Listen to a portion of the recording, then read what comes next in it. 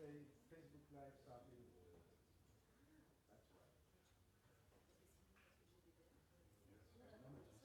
right.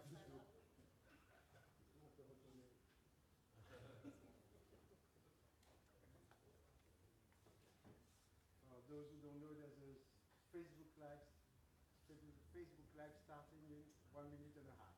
Okay, that's why we are waiting. Alain, sit down.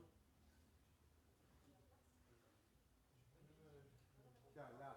Alain. Do you think we need a microphone or you can hear us? Microphone? Better? Il faut parler dans le micro parce que c'est connecté au plus. Ah, ok, ok. C'est là?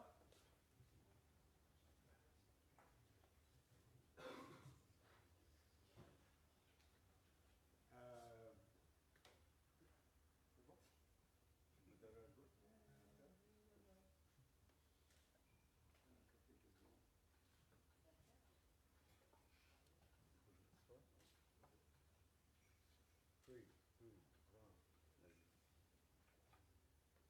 Good morning, all. Thank you for being here. Today we are proud and happy to welcome our former Prime Minister, Mr. Guy Verhofstadt, and my personal idol when we're talking about Europe. Mr. Verhofstadt is the leader of the Alliance of Liberals and Democrats for Europe and a VIT for the European Parliament. VIT means very important troubleshooter, and for me it's a compliment, Mr. Verhofstadt. We're also very lucky to welcome Rodney Collins. Rodney is an anthropologist, a PhD from the Columbia University. He's also the Senior Vice President Director at McCann Truth Central. He also speaks 5 languages. Yeah, maybe since yesterday there's 2 more. For those who don't know, AIR is one of the last independent creative agency in this country, and we represent McCann Wall Group in Belgium, and that gives us access to a fantastic tool. One of them is Truth Central. This is a global intelligence unit, and it's dedicated to reveal the macro level truths in people's attitudes and behavior. This is what we call, in our marketing terms, insights. The Truth Central has already worked on many subjects, truths about youth, truths about gender, that we have also presented some of them. And this time, Rodney comes to present his study about Europe, and it's called Truths About New Europe. So we outline the key themes of the research based on data and key figures that reflects the finding, and they point out actually the direction Europe could actually move towards. And Mr. Verhofstadt will then react afterwards and give its enthusiastic feedback and personal vision on what could make a stronger and better Europe for all. And then there will be a time for a question afterwards. Okay, thank you very much. Now, you may be wondering why we are doing this. And we have been involved and passionate about Europe for a long time, Stefan and myself and the agency. That's why we work for Europe and try to help the EU in its communication as we can. And as I said to Mr. Verhofstadt, it's not easy every day. This session is a way to share our passion with you. Rodney, the floor is yours. Thank you. Good morning, everyone. It's a pleasure to be here and to share this research project with you. As Stefan had stated, my team at Truth Central has, over the course of the last 7 years, committed to massive global studies on a range of topics that are really important to the brands and clients that we work with in order to understand the cultural dynamics that are shaping the marketplace. And so we looked back at this collection of studies, and our data set is pretty massive. We have 25 million individual data points that we're able to look at. And one of the things we asked ourselves was, we're really great at understanding what is happening today in the culture of people that we're communicating with. But what is their vision of tomorrow? And particularly in Europe, we ask that question of a whole host of experts that we brought into conversation. So these experts are not only within our company, they are CEOs, they are the presidents of our company, but these are also external experts who are specialized in a whole range of fields. And through talking to them, we understood some of the dynamics and dimensions of European culture, industry, and creativity that we believe will be shaping in the future for all.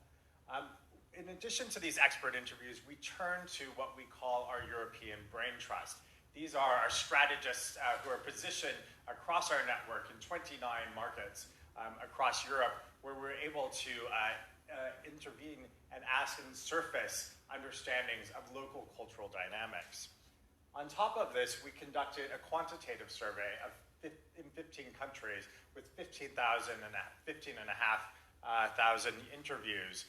This interview is the basis of much of what I'm going to share today. Of course, this is just a glimpse at some of that data set, so these are just the highlights that I'm sharing today.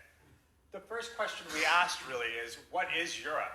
As an American, that is a particularly interesting question to me. As an anthropologist, that's fundamentally interesting to me. And we learned that Europe for people, in the first case, is a lot of things. It's everything from its history to culture and density, to wealth and diversity, to free movement, to Eurovision, in fact, was a definition that we received. But fundamentally, when we asked across the region, we came up with some distilled understandings of what Europe means to people. These three understandings are largely a culture, a place, and a civilization. And I think it's really quite interesting to see that in Belgium, where this sort of idea is hosted to the greatest extent, the understanding of Europe is really a location rather than idea or civilization or culture, or much less an identity. That was a very rare response that we received. In fact, when it comes to identity, Europe is full of stereotypes, and it's fragmented by these stereotypes. We received many interesting observations. For instance, in the UK, you might find gangsters and bad weather. In Russia, you're going to find some alcoholics who are rude and aggressive. And when you come to Belgium, all you're going to get is beer and French fries. So a lot of stereotypes that are really characterizing the ways in which Europeans believe they're seen by other Europeans. Then we asked a really interesting question for us, because we work in marketing. What is the brand that really captures the spirit of the place that you live? And we received a whole variety of brands. No single brand conquered Europe in this case, but when we look at a place like the UK, we see that there is Marks and Spencer, a food retailer. We see go up to Sweden, IKEA. Many of these are local brands. Few of these brands are global brands that really understand the spirit of the location where these people are responding from. Then we asked another question to go a little bit further with this understanding, this relationship with brands. We asked what brand best captures the spirit and the values of Europe as a whole. And we understood that sort of IKEA ranks all other brands when it comes to really getting the spirit and the values of the region correct. But there is no clear winner here. In fact, when we look at Belgium, Volkswagen is the #1 brand understood to capture the spirit and values of Europe, followed by Airbus and Mercedes. So really interesting, particularly categories of brands are capturing the spirit and values of Europe. But the truth is that European identity itself has never been as multi-layered as it is today. And we spoke with one of the leads at the London School of Economics European Institute, who really articulated this well for us. And I'm just going to read this quote. European identity has never been as multi-layered as today. We are at the same time turning into the citizens of nowhere and becoming increasingly attached to our local culture. So this tension between somewhere and nowhere is really playing out this understanding of the ways in which Europeans are relating to this idea of Europe. Complicating this even further is the fact that there is a widespread suspicion or doubt that something like the EU actually understands the needs of a locality. So these greater institutions really missing the mark when it comes to understanding the needs of particular countries within that. And it's obvious that a country like Russia is going to be most likely to say that, given that they're not a member of the Union. But many of the key members of that Union are in fact expressing that same sentiment. And it's probably no surprise that when you look across Europe, there are such a large range of separatist movements. Of course, the separatist movements that get a lot of the media attention are those that are in Spain and the UK, but there are separatist movements that are active across the continent in all markets that we surveyed. And support for those separatist movements is pretty high. So the majority of people across the region actually support those independence movements, the separatist movements. There's especially strong support by Gen Z for those movements. So the majority, almost 80% of Gen Z, support people's rights to organize as independence movements or segregationist movements. But that's not to say that there aren't things that make people proud about being in Europe. And we did a sort of on-the-street survey asking people what makes them most proud of the places that they're from. And we had a whole range of factors, everything from historical monuments to natural features to actual products such as breweries. And, you know, in Austria, this is interesting, a gay traffic light was the thing that made them most proud. So a slightly different type of cultural phenomenon that is bringing pride to people in those locations. But perhaps most exciting to us is the fact that the large majority of the population is excited and enthusiastic about the potential of influence for Europe in the future. In fact, 87% of young people believe that Europe will be as powerful and influential as it is today in the future. And that pretty much rings out across all of our markets. I think you'll notice there, and I'd love to have some discussion later, why Belgium is at the bottom end of that enthusiasm for Europe's role in the future, while some of these other markets are particularly enthusiastic about that potential. Now, one of the questions we asked is, given this context, this broader context of segregation, fragmentation, the sort of anticipation of some sort of lack of understanding between the larger institutions and local needs, what role would Europe play on the world stage?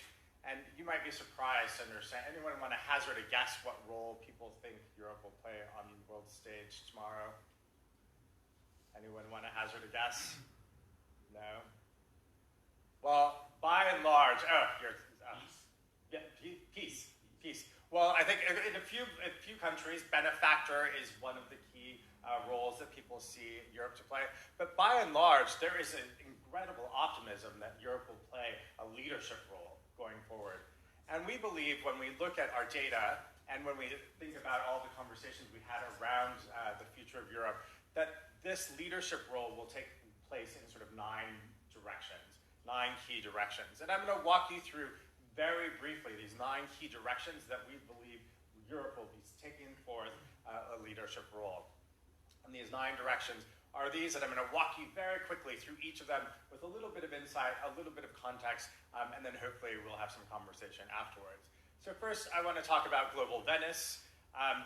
When we asked people in our survey if they believe that the golden age of Europe has already happened, is happening now, or will happen in the future, we were somewhat surprised and perhaps pleased to discover that there is a pretty equal split between the future and the past. So not too pessimistic of a perspective, although some of our markets are more optimistic than others. So markets like Finland, Denmark, Spain, Ireland, Romania are incredibly enthusiastic about Europe's sort of anticipated golden age that is on the rise.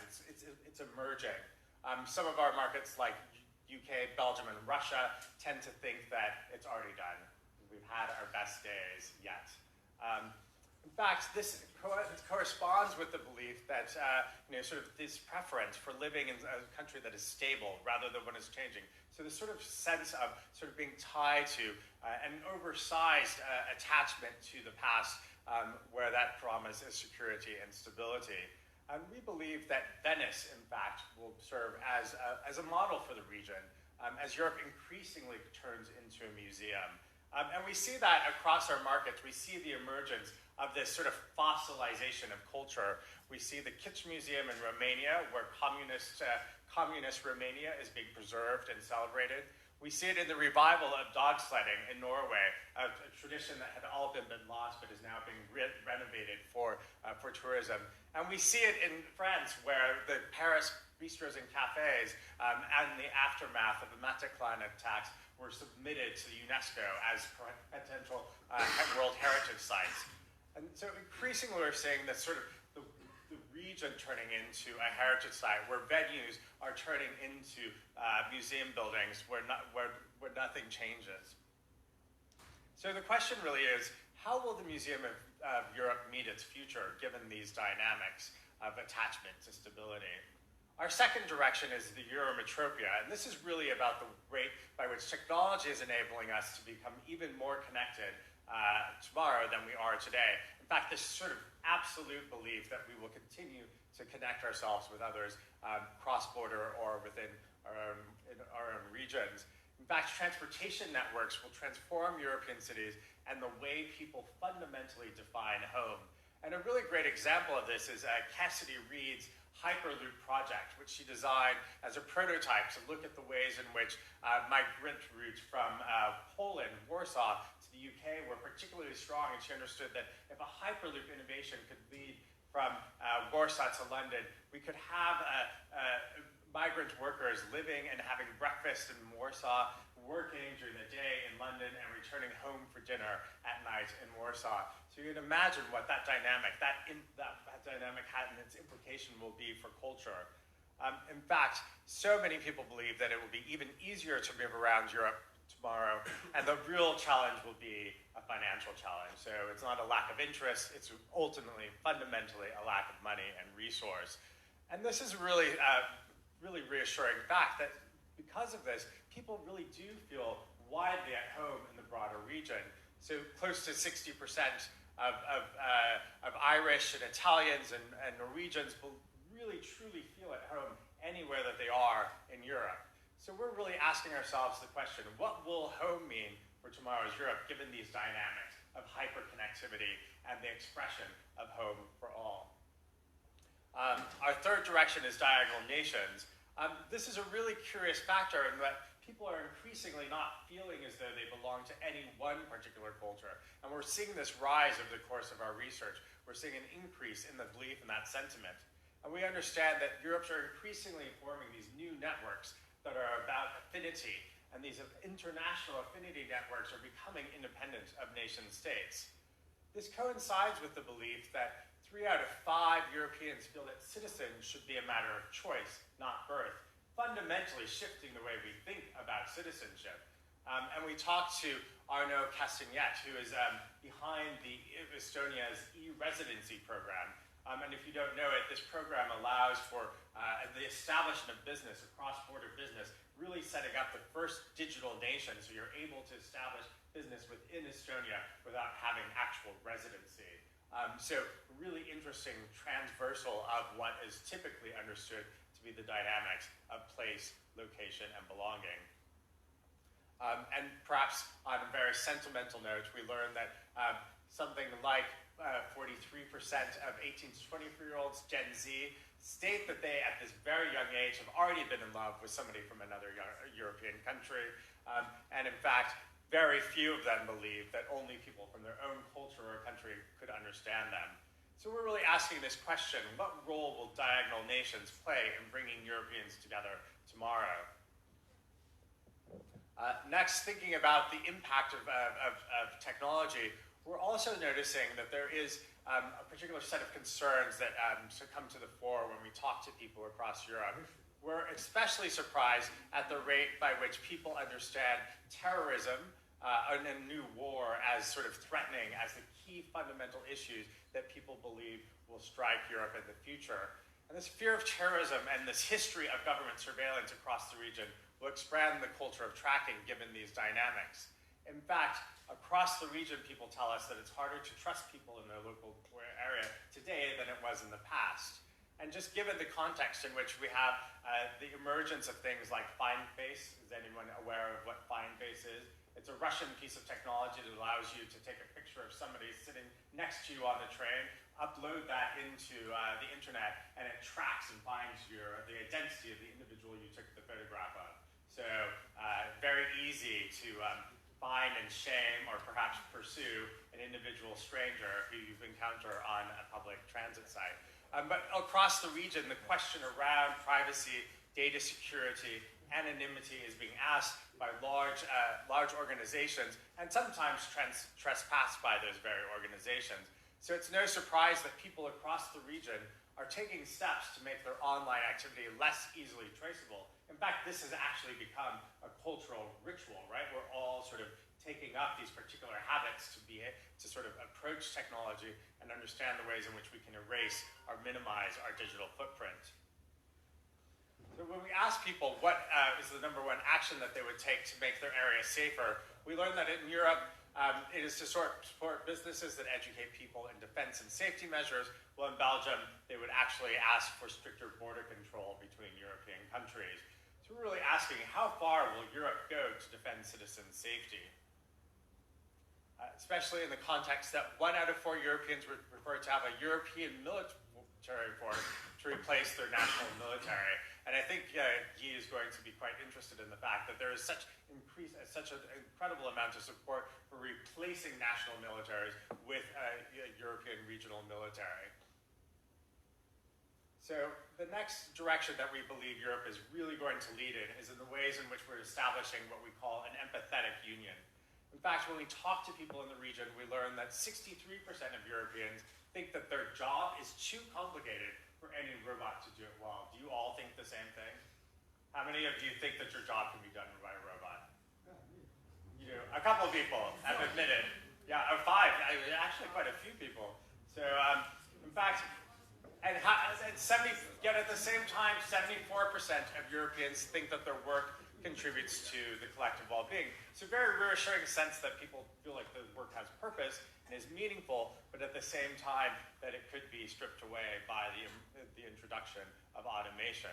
So really, as jobs are automated, a new culture of empathy and caring is on the rise. And we're really seeing that, despite that sort of promise, there is a lot of trepidation or worry and anxiety around the emergence of robots. So the majority of Europeans sort of worry about a future with robots, even though that future is already here, right? So those robots are already here, we're just not visibly seeing them. So I think the miscalibration between the ways in which technology sort of suggests itself and the way it actually is involved in our lives is something to note. At the same time, 78% of Europeans think that the government should give everybody enough money to cover their basic needs. So a universal basic income, in fact. And so it's not surprising that we see across the region protests for robots for basic income or the emergence of publications like The Cult of Being Kind. So we're understanding that in the future, as we look towards the world of work, we're going to have to focus more on communications, on our people-to-people interactions, and the relationship of craftsmanship to the value of our actual human fingerprints. So the question this really raises is, how will Europeans give meaning to their life as work shifts in importance? Next up is cultural remix. Given this dynamic, this really radical shifting and these migrations of influence, we would have to look at the ways in which local culture is incredibly influenced and importantly influenced by the impact of immigration. So almost half of Europeans said that immigration has had a positive impact on local culture. At the same time, Europeans believe that 71% of Europeans believe that globalization has been a key way to enhance creativity in the region. So we're really looking at the way in which the blending of cultures is giving rise to new forms of European creativity based on remixing. But before we go too far with understanding that everything's going to be mixed in a hybrid sort of set of cultures, we want to look at really what the attachments are to culture in the region. So we ask people, who are the most likely trendsetters of the future in the region? So we provided them with a map, and across the board, it may be a surprise or not, that Germany is seen to be the most likely trendsetter in the region by all but one country, the Germans. Well, that's because they weren't allowed to vote for themselves. So you had to vote for another country. So Germany, clear frontrunner. But then when we dig a little bit deeper, we understand that if people were actually given the choice to choose another culture besides their own to sort of stand in, that they might adopt, it tends to be the case that people look at neighboring cultures, something that's not so different as that which they're most likely to adopt. So the French would adopt German culture, the Spanish would adopt French culture, the Italians would adopt French culture. So really interesting that the Brits would adopt Swedish culture, and then you look at the Nordics and they've just all swapped, right? So it's sort of not too surprising. But there's an increasingly a dynamic in the demand for cultural diversity in the region, and people are seeing more and more how European culture niches in specific ways of doing things can create value. And this is really one of the interesting ways in which we're understanding a sharing or collaborative culture emerging in the region. So the question here is, how do we really truly maximize the potential of European cultural diversity given these dynamics? Next up, circular age. We'd be remiss to talk about the future of Europe without talking about the future of sustainability and the climate crisis. One of the most surprising findings from the survey is the fact that 96% of Europeans think that companies should be required by law to protect and conserve nature. Now, that may not be surprising to you as largely Europeans, but as an American, this is incredibly surprising. And we did the same survey on a global level after conducting this particular survey, and we found that only 54% of Americans believe the same thing. So about half the number of Americans actually believe in this sort of regulation to protect nature, that there is actually a need to enforce companies to become more responsible. So clearly sustainability and durability are increasingly important factors in value creation. And we see this in the innovation field, where we see that a small company like EcoPixel is able to sort of set up its first shop that is almost entirely plastic-free using recycled old materials. So really seeing the ways in which individuals are coming to understand the demand, the necessity, and the urgency of sustainable action. In fact, when we ask people what are the number one actions that brands can do to make the world a better place, and the number one area in which Europeans themselves, which they had more guidance, it all comes down to environmental sustainability. And in fact, we understand that the circular economy is going to be one of the priorities for the European Union. And as Sonia Jonasova told us from the Institute of Circular Economy, if there are going to be any wars in the future, it will be for wars for resources. And I think we can safely say that we're already witnessing that in places like the Middle East, Syria, and Turkey, where there is, in fact, a true battle for resources. So really the question is, how ready and able are European businesses and your businesses to go circular? Next up, the Great Commune.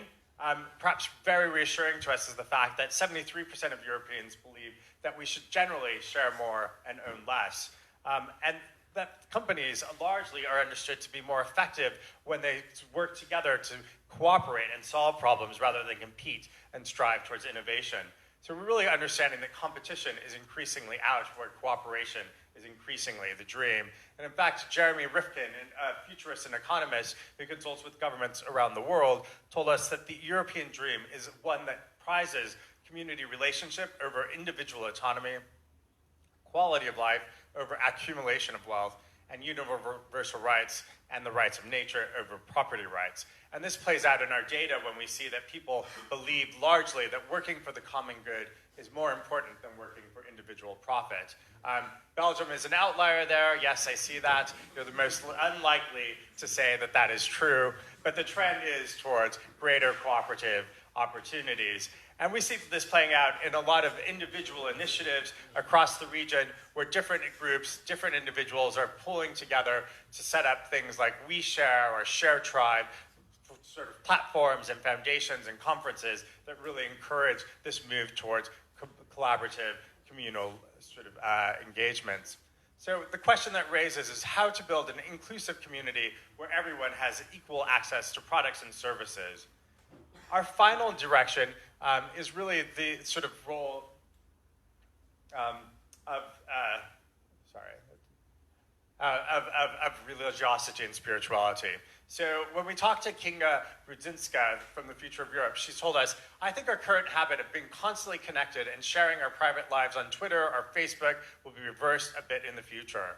So maybe in the future we won't have these Facebook Live events as this one is. People withdraw from the internet and go back to phone calls and personal contact more often. So this sort of dream and vision of a less technologically fueled future. And this is really where we set up our Temple of the Void. We really understand that for, by and large, Gen Z out over-indexes when it comes to this belief that less technology in their lives in the future will be better off. In fact, we've recently done some intensive focus groups with Gen Z in markets across the world, and we were told that if they could, they would give up their smartphones tomorrow if it was possible, but nobody else will do it, so they're stuck. So it's detachment and personal wellness are the new forms of European religiosity. Only 3% of our European sort of community actually identifies as religious when it comes to the top things that define them. But at the same time, almost half see themselves as spiritual people. So we really understand that the new dynamics of religiosity and spirituality are those when you can just unplug. And dopamine detox is something that people are doing right now, dopamine fasting. Has anybody heard of dopamine fasting?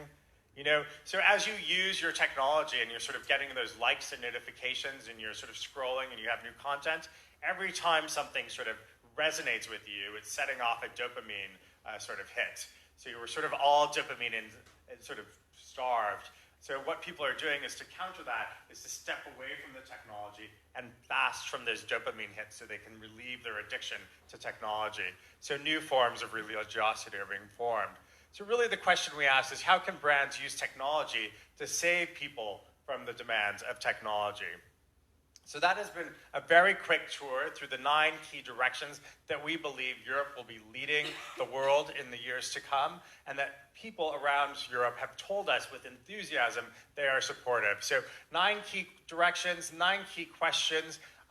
There's a lot more behind this particular piece of content and research that I've shared with you today, but I'm hoping that these questions will either catalyze creativity or inspire new ways for your brands to connect with consumers across the region.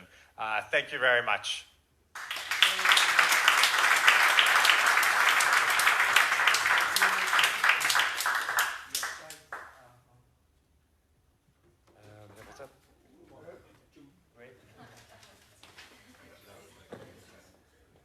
Would you like to eventually step in and comment? We also have your couple of slides there right behind it. Yeah, thank you. So that's the end of the story. No connection anymore. So we have to disconnect from technology. You did it immediately at the end. You did it immediately.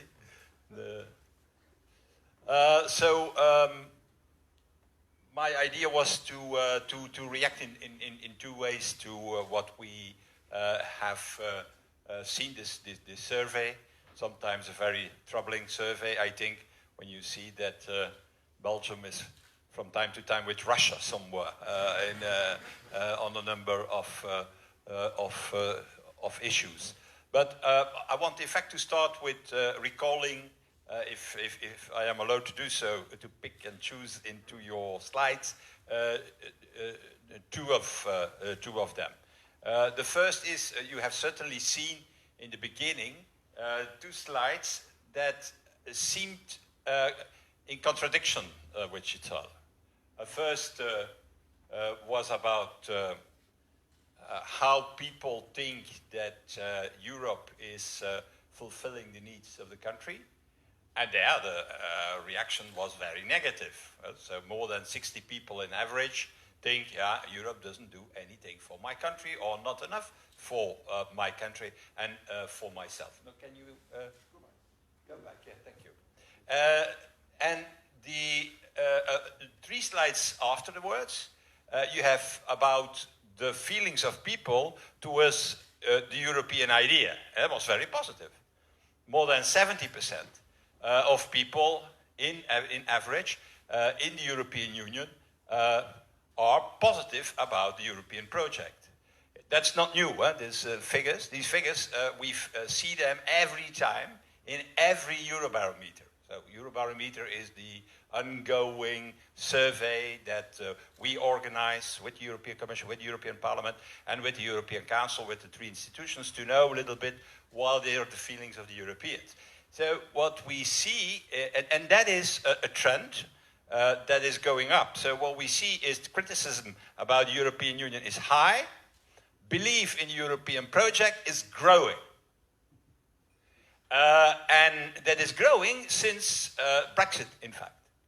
Because before we got, and we have seen that also in the participation rate in the last elections, who went up for 10% for the first time.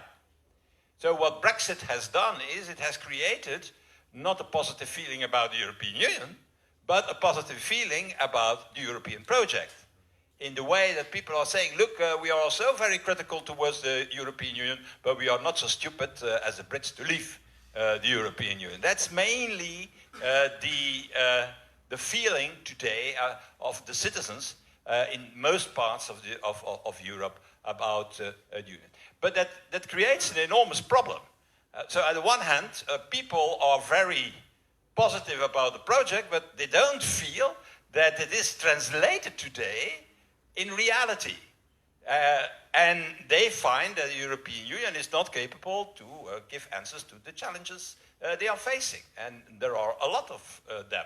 That can be very personal things, that can be very geopolitical issues, violence in our neighborhood, Syria, migration flows coming to Europe, and instability in the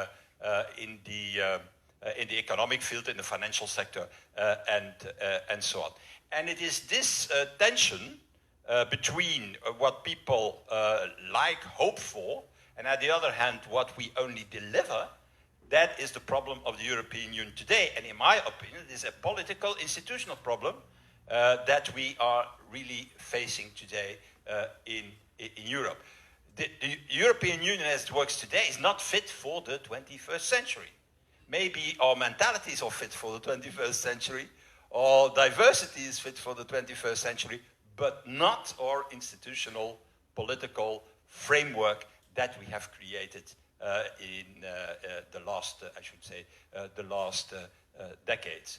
We are not capable with the European Union as it works today to react immediately to challenges we face. And the world of tomorrow is a world which is going fast and even faster and faster. So you cannot afford in the world of tomorrow a union covering a whole continent saying, look, come back within 10 years, maybe we have found a solution for your problem. And yeah, I see that a number of people are laughing with that statement, but that's the reality of today. The reality of today is that we got a migration crisis, starting with the Syrian war a number of years ago, 5 years ago, and we are still facing that problem. We have still not given a real reaction to that, an adequate reaction to that. On the contrary, there are still people dying in the Mediterranean. There are still people living in inhuman conditions on the island of Lesbos in Greece. There is still this enormous tension that is created by the migration flows, and there is no answer. We have not reformed Dublin. Dublin, that is the asylum system in Europe. Europe is not the European asylum system; it's the anti-European asylum system, mainly because it states that it's Greece that has to be responsible for those coming in Greece, Italy for those coming in Italy, and Spain for those coming in Spain. So an anti-European solution. So we try to reform that. We try to build up European border and coast guard. What is the evidence, naturally? If you abolish your borders inside the European Union, you need to create and to secure your external borders. That seems normal, not in Europe. Europe said we're going to first abolish the internal borders, and then we're going to see what we do with the external borders. That's the same in economic and in the monetary union. We start with the euro, and then we are saying, oh shit, we don't have a fiscal capacity, we don't have a minister of finance, we don't have this and that, all conditions that are necessary for an economic and monetary union, for a single currency.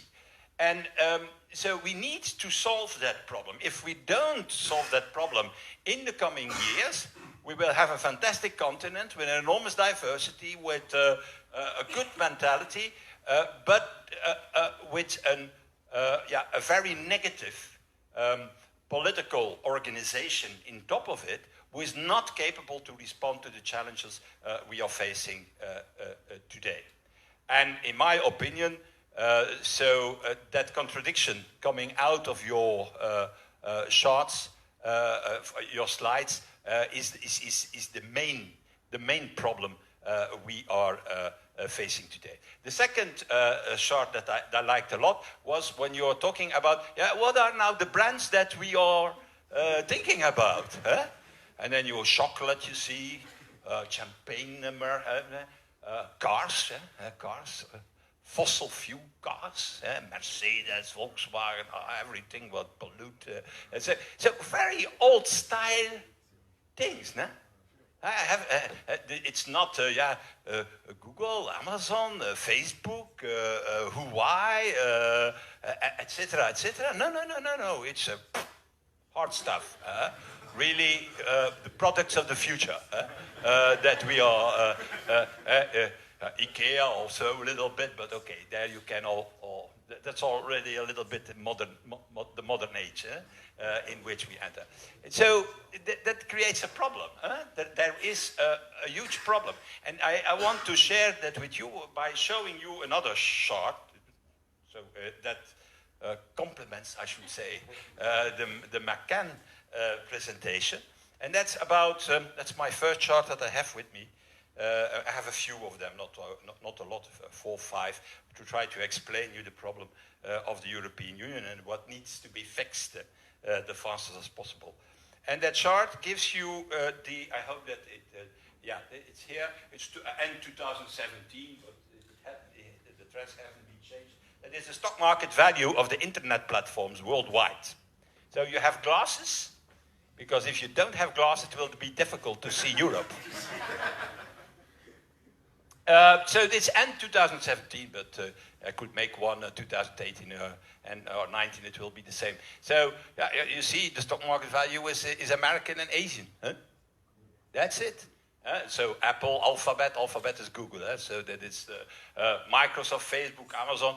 Maybe they are a little bit bigger or smaller today. And then Asia, Tencent, Alibaba, Samsung, and so on and so on. And then Europe. Put your glasses. And then you're going to find, what is SAP? You know what SAP is? That's it's mainly an accountancy program that is sold by a big German company to the industry in Germany. I said that once when the guys of SAP were present in the room. That was not my best day, I can tell you. No, we do more than that. I said, yeah, that's true, you do more than that. But nevertheless, that's the reality. You are the biggest internet platform of Europe, mainly selling accountancy programs to small and medium companies in the German industry, in the German economy, and on the European continent. So that's the problem of today. Because the next slide is also interesting, and then I come back to this first slide, that is, who is creating now the content on internet, the data? That's more or less the picture. That is that we, together with the Asians, and then only the Americans, are creating the data, the content on internet. So they, for roughly 1/3, we roughly for 1/3. Well, was an enormous amount, because we are with less people than they are. We are talking about China, we are talking about India, we are talking about... So we there, with our European continent, or small continent, are creating 1/3 of the data. More or less the same as all Indians, all Chinese, all, you name it, Southeast Asians together. So my conclusion is very simple. We create the content and they take the profits. That's more or less the European way of thinking for the moment. And we try to react to that. When Google does something that we don't like, paf, the fine. Or privacy, GDPR. Or a new regulation here, a new regulation there. Yesterday, the European Commission again announced on artificial intelligence a lot of probably... But that doesn't change the picture.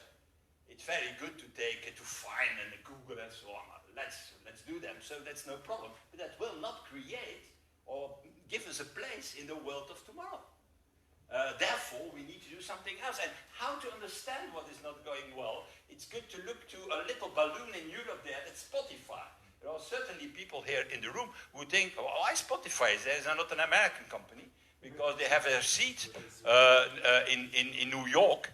But it's in fact a Swedish company who started in Stockholm, who had streaming of music, who had enormous problem to roll out their model in Europe, and then they went to the US, to New York, not to California, but to New York, and there it was far easy, because what is the difference?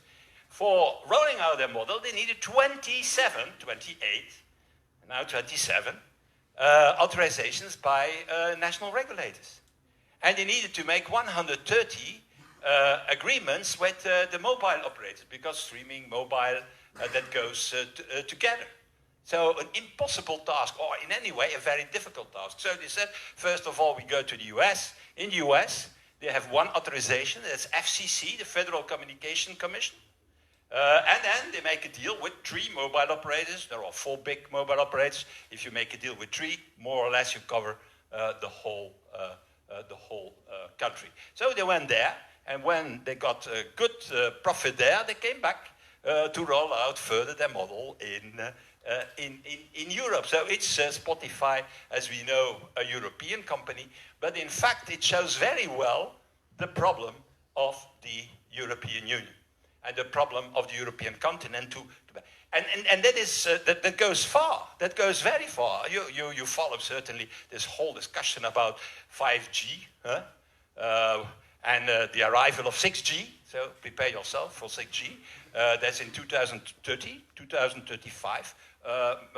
At the latest, will be 8,000 times faster than 5G.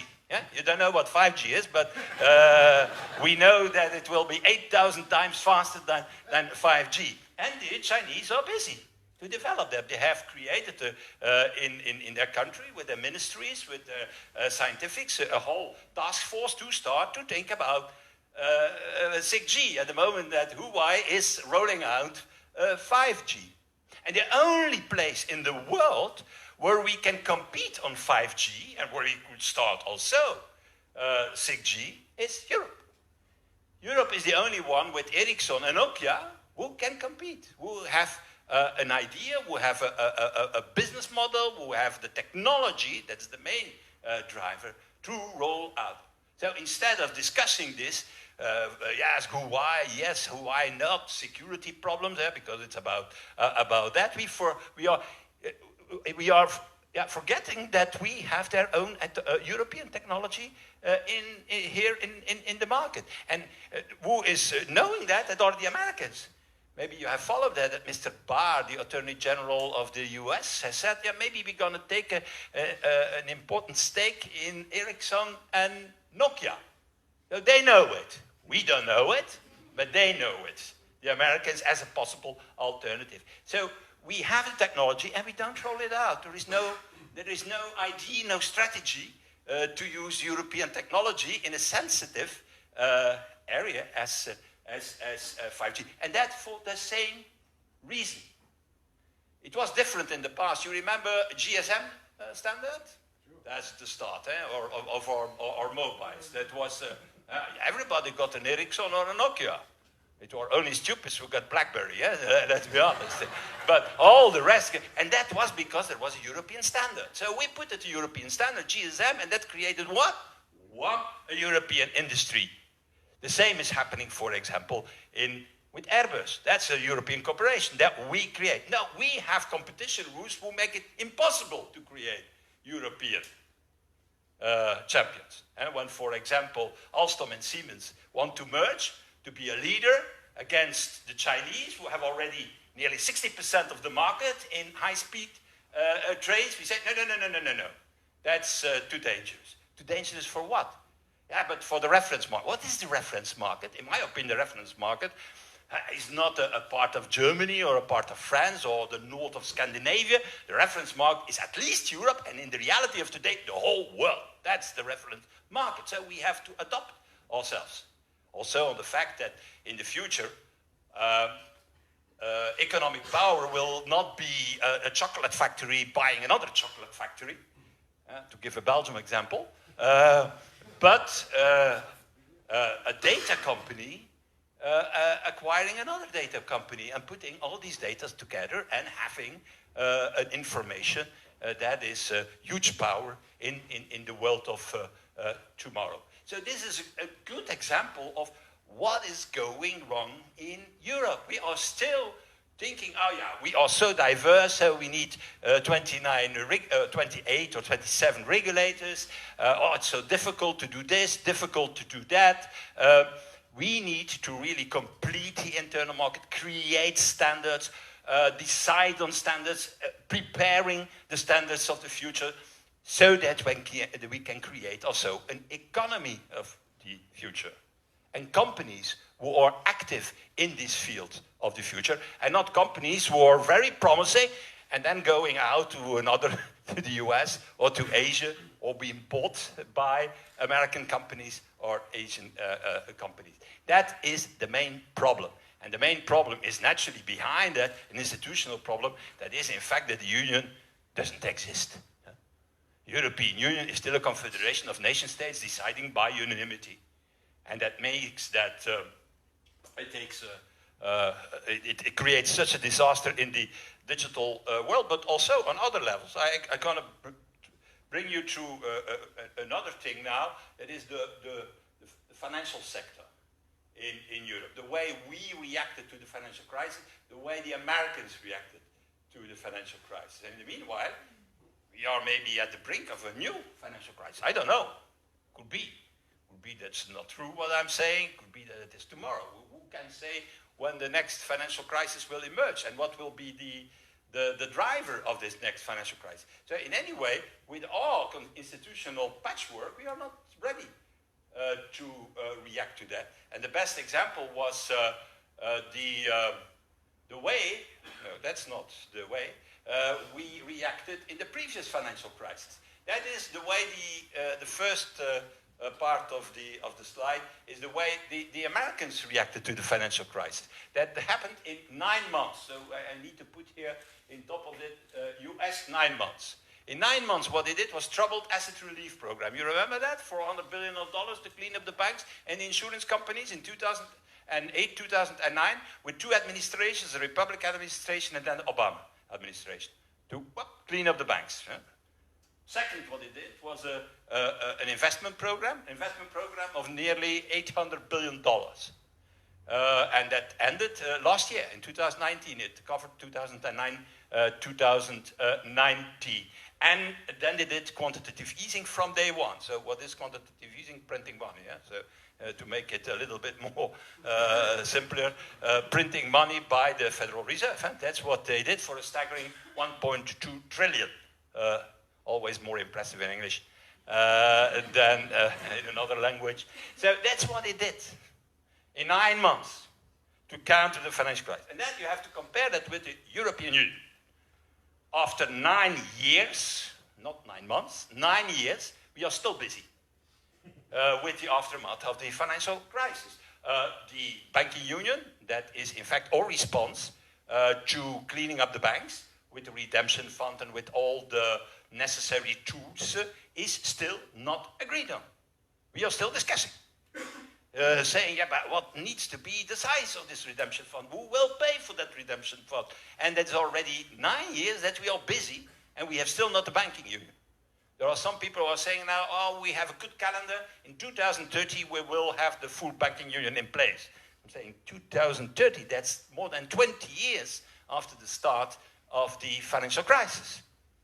Secondly, we did an investment plan, but the investment plan was mainly repackaging existing budgetary lines for the 300 billion. That's the Juncker Fund, that 350 billion euros, so more or less 35% of what the Americans did.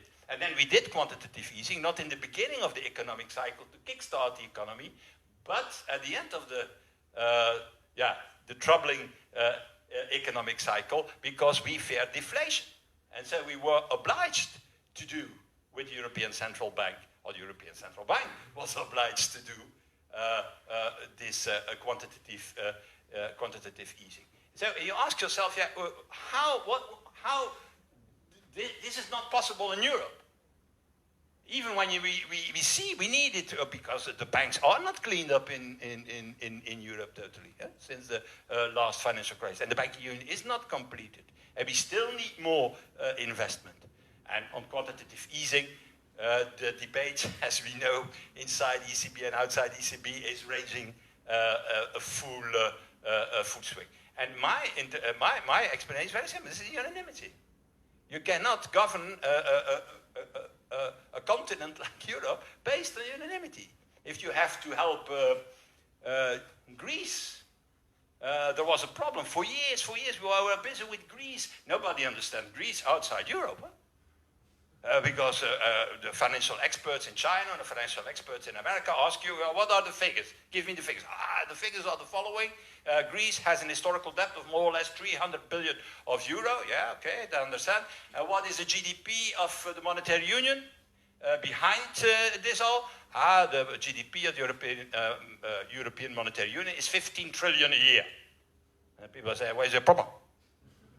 15 trillion a year that you're making, and you have an historical debt of 300 billion to solve. There were far bigger problems in America, in the US, at a certain moment with Florida, at a certain moment with California, a long time ago, but certainly with Florida during this financial crisis that we have seen. The problem is not the figures, the problem is political will. Solidarity, does that exist in Europe? Is that a union? Because normally in a union, you can expect a union, it should be normal that there would be solidarity, helping, and so on, solving the problem. Not in Europe. It has taken 10 years of discussions. Now it goes a little bit better. The same for the financial crisis as a whole. And it is not only affecting the digital world, I have shown you, not only affecting the financial world, it's also affecting our neighborhood and our geopolitical role. It's fantastic to see how Europeans are saying,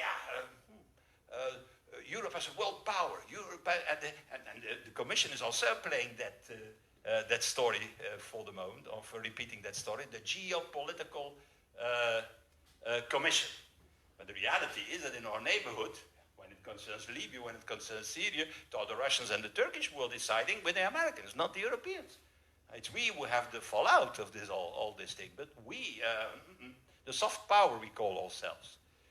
In fact, no power at all. Because what I'm going to show you is that also there we have a big problem. And I'm going to show you something that is very controversial, certainly, that is military in Europe. Military, where we see what it means, the lack of a union. Of a union as we desperately need. And then there are two slides, not this one, I showed you already. There's the military expenditure worldwide. So a big balloon, US, you know that, more than 600 billion of dollar every year. But then okay, second. On the same level as China, the Europeans. You're spending every year nearly $250 billion on military. That's not bad. You could say, it's not enough, not a 2%, because that's the whole discussion. The 2%, the 2%, the 2%. But even with 2%, what would not change anything to the picture. The picture is that we nearly spend 40% of the Americans on military, what is enormous. The second biggest spender on military worldwide are the Europeans, but we can only do 10 to 15% of the operations of the American army. So we spend 40%, you can only do 10% of the operations of the American army. So I'm a lawyer, not a mathematician. I know nothing about mathematics. I'm always saying nevertheless I was Minister of Budget, but okay, that in my day. But therefore you don't need to have no figures. Only thing what you need to know is the word no. That's all. And then you're a good Minister of Budget. But even I, as a lawyer, know that if you spend 40% and you can do only 10% you're 4 times less effective. At least 3 times less effective than the others. And why? Because of duplication, duplication, duplication. And our politicians will say, yeah, but we solve that problem. We're going to work together. Cooperation. Cooperation between the Dutch and the Belgians on the Navy. Cooperation between the French and the Germans somewhere around Strasbourg, Eurocop. Cooperation between, I think, the Italians and the French, between the Baltics, between the Scandinavians. We have an inflation of cooperation and so on. But that doesn't change the basic problem, that of duplication. The fact that with 40% of the American budget, we can only do 10% of the operations of the American military. And that is even worse when you look to another balloon there, that is Russia. Russia spends 4 times less on military than the Europeans. But I'm not sure if these Russians come this way that we're going to stop them. Certainly not with American help. That's the reality of today. And that is consistent naturally. We are 4 times less effective than the US because we have duplication, and with 4 times less money, they are at least so effective as we Europeans. And that is the cost. The cost is the biggest waste of money in Europe, military. And that has nothing to do with 2%. Even when we raise all the budgets in Europe to 2%, that will not change that picture. The balloon will be a little bit bigger, it's true. But that doesn't mean that we will be more effective. And yeah, I have another one that is the number of soldiers worldwide. Yeah. Now you see the balloon, eh? In the digital world was difficult, but here we have 2.4 million. The biggest army, people under arms worldwide is in Europe. But defend ourselves will be very difficult to do so. So it's in fact the same problem as the previous, but I think it's always good to put them the one after the other. So. Therefore, my story, and as a reaction to the presentation, is that if we don't organize Europe in a more integrated way, active in digital, active in completing the single market, doing his job in military, because it's now Trump who will be the president tomorrow. What will be his opinion about world affairs? Well, then we will be a loose continent. And it will be a fantastic continent because we're going to say, yeah, but we are diverse. The question is diversity here the problem? No, in my opinion, it's the strength of Europe. But the problem is not diversity. People are saying, yeah, you cannot do all what you want to do, a more integrated Europe that is more powerful and so on, because we are too diverse. And I'm always saying, what are you talking about? China, for example, that's not a nation. China is a civilization, that's Han. And what they do with some of the minorities, we see. And we can follow that on our social media and in the news every day. India, that's not a nation. India, it's 2,000 nations, not a few tens like we. 2,000 nations in total. 20 languages are spoken in India, and there are 4 big religions that are practiced there, also with some difficulties. And at the same time, it's the biggest democracy. So that's the world of tomorrow. The same in America. In America, tomorrow it will be Spanish, the first language, not English. Anymore. And then you have the ambitious like the Russian Federation who want also to become, I call it, an empire. So the world of tomorrow, it's not a bunch of nearly 200 nation states. That's not the world of tomorrow. The world of tomorrow, also politically, I'm not only talking economically, that's for sure economically, but politically will be a place of what I call empires. And I said that once in Britain, and I say, he wants to make from Europe an empire. No, what I'm saying is that in a world dominated by empires like China, like India, like the US, like the Russian Federation and others, the only way to defend our interest, our way of life and ours is to create Europe. To decide together on standards and to prepare the future and not to create obstacles, financially, economically, technically, barriers who make, in fact, it impossible to develop new ways of economic activities, new ways of thinking in Europe. So that's my story, and I think that when I saw the presentation of McCann, it strengthens me in the necessity, in fact, to make that jump forward in the coming years. And if we don't do that, if we don't make this jump forward to a more integrated union, then there can be other exits. There can be other exits.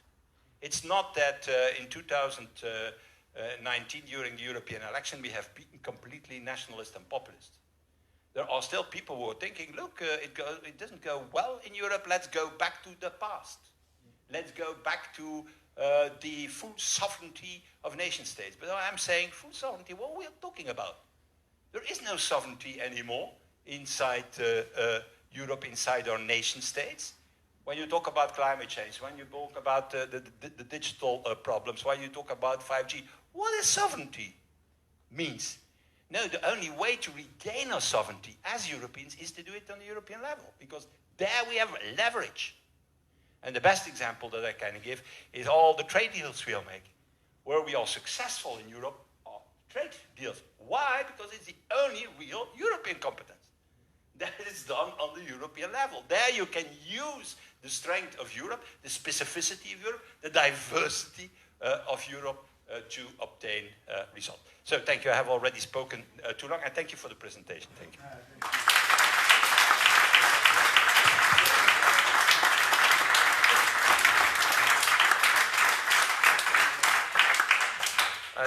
Thank you, both of you. I think it was really enlightening, very inspiring. I think we have a couple of minutes for questions. Is there a question in the room? Yes, over there. Shall we come forward and take the chair so we can answer the questions? Yes?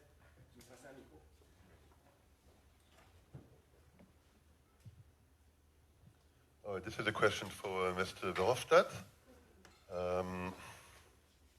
Well, thank you for this great presentation. And the frustration, of course, is that, I think most of us in this room understand the issues which are being presented to us and the enormous waste which, we're experiencing every day with the fact that we don't have an integrated Europe.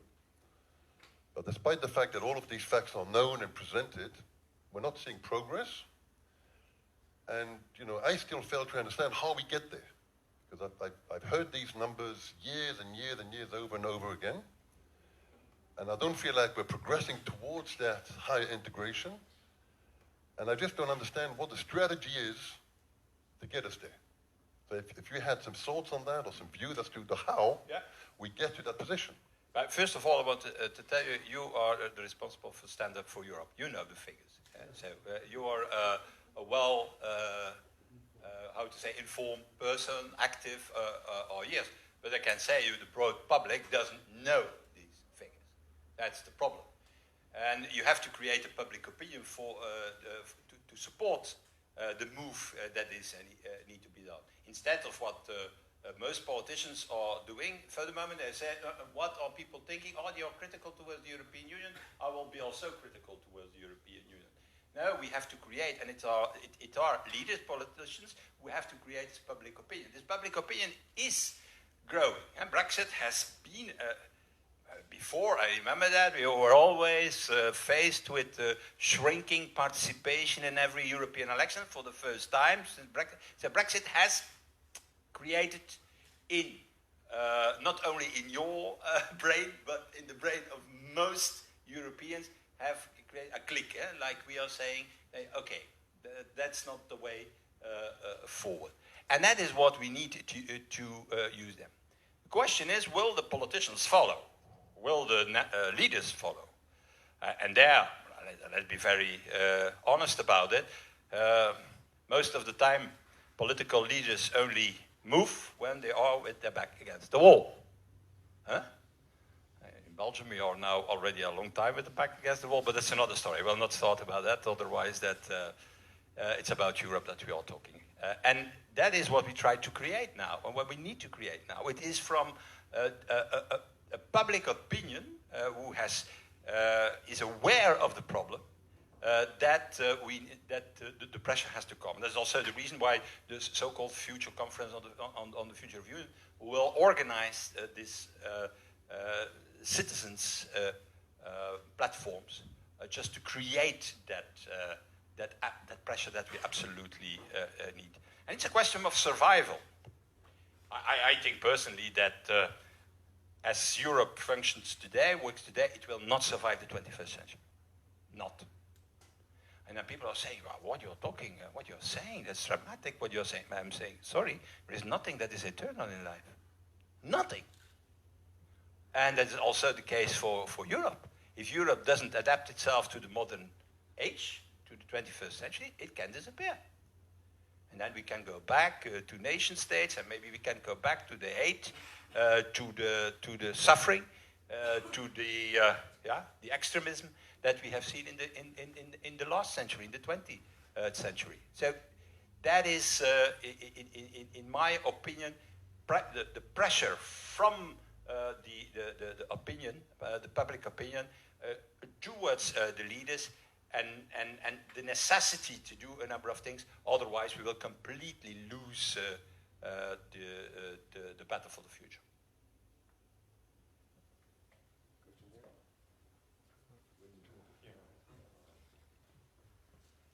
I had a question. Doesn't it have also something to do with age? USA exists 250 years. I would be interested what was already integrated in the USA after 50 years, if you say Europe more or less 50 years. And some things in the USA are still not integrated. I think about human rights, I think about social security system. So my question is, can it only be solved by indeed more political courage, decision-making, giving up unanimity, what Mark de Vos also yesterday said in his book, in his new book? Or will it take time to first have a more integrated culture among the citizens, which would give the fuel to become more courageous on the political level? Comparing to the US, the US was created as a federation very early. In 1785, it was only independent in 1776, as we know. And it was a confederation of 13 states, and they were fighting the British Crown. And it went wrong, it went bad. And they were losing the war. You know, saying, we're a system with 13, have to fight against the British Crown, and every time before we can launch an attack, we have to have the agreement of everybody. That will not work. And 9 of these 13 states said, no, we stop with it. And we come together in Philadelphia in 1785, and we make a federation. And that was what it meant. It was very simple. They said, instead of unanimity, from now on, it's a qualified majority of 9 against 4. Why? Because 9 were in favor of federation and 4 were against. And they decided to do that, and then that's the start of the whole Hamilton revolution in America. Fiscal capacity, a state, treasurer certificates, what we still don't have in Europe. We have a currency, but we have no assets based on that currency and based on the fiscal capacity of the Union. And that was the start of, and then they won the war against the British Crown, and all the rest is history. But that doesn't mean, as you rightly underlines, that everything is the same in the US. People are saying, yeah, but in the US, they speak all the same language and they have the same feeling. That's not true at all. Politically, there is a huge division in that society. And there are huge differences between states. Every of these states has its own constitution. People don't know that here, that they have their own constitution and their own army, besides the federal army that exists. So I think that the Americans did it very fast. They did it in the 18th century, the basic move to what is necessary. And we were ready to do that move also, if you remember history, because everything what I have presented here is not new. It's what the founding fathers had in mind in 1953, 54, 55. And it were the French in the French National Assembly who voted that down. Prime Minister was Pierre Mendès France. It was not his project, and he didn't launch a confidence vote. He lost the vote, and the whole work, defense community, constitution, European Parliament, European democracy, everything was foreseen by the founding fathers. When people are now referring to the founding fathers, they're not serious. The founding fathers had a completely other opinion about the European Union than the European Union we see today. Can you imagine what the European Union was today if, I would say the bloody French there in 1954 voted otherwise in the French National Assembly? And in fact, we need to go back to that basic assumption.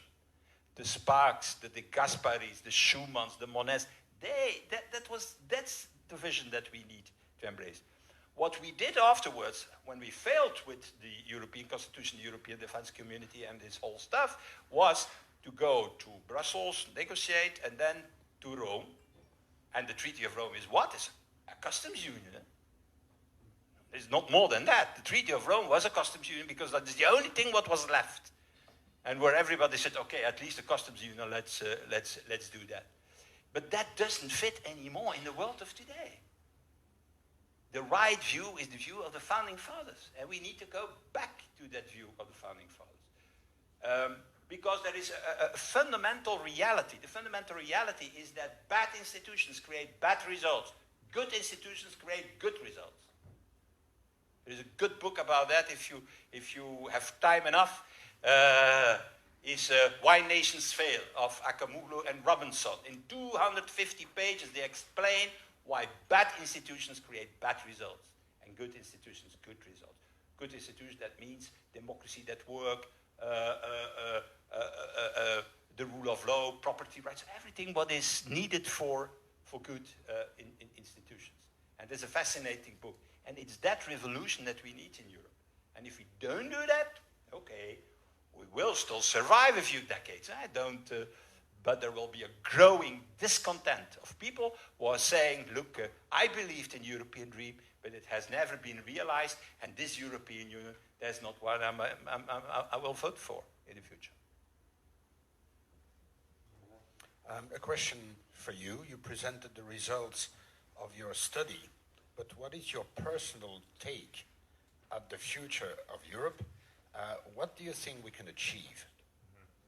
So it's a really good question. I think... and the last one. Yeah, and the last. I think I just want to follow up. I mean, I've been inspired by what has been shared today. And one of the things that I detect in a lot of the research is this open willingness and readiness for advancement when it comes to connectivity towards climate change, responses to sustainability. It seems like the public widely is ready for sort of innovation and radical transformation of our institutions. But at the one institution that seems to be standing in the way is government. And government seems to be the institution that I believe is most ready for disruption. And if we think about communication or transportation or energy, all of these institutions have experienced their disruption. We know that people need a certain number of nutrients a day. We know what kind of traffic needs to flow through our cities through the innovation of smart cities. But we have politicians who tend to be standing in the way, and their political will, the tribal politics of government seems to be distracting us from actually achieving what we're ultimately capable of. So my view is that I think once politicians stand out of the way, we might get some stuff done. So that's my hope. Yes. Thank you very much. Thank you. Thank you, both of you. It's very enlightening. Merci beaucoup, thank you, Will. We're going to close it here because some of the speakers have to leave pretty fast. So thank you very much for all being there. There are still some coffee over there and cookies if you want. And hope to keep on the conversation. Thank you.